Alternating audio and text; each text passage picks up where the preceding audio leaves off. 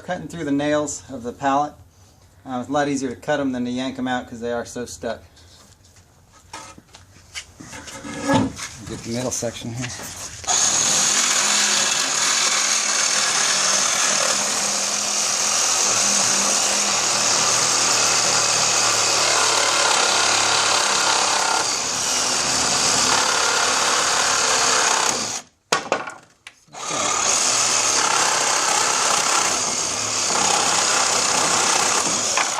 I recommend a good 18 volt or better Sawzall. Makes it a lot easier than being plugged in because you can kind of move around to where you need to go and get things done.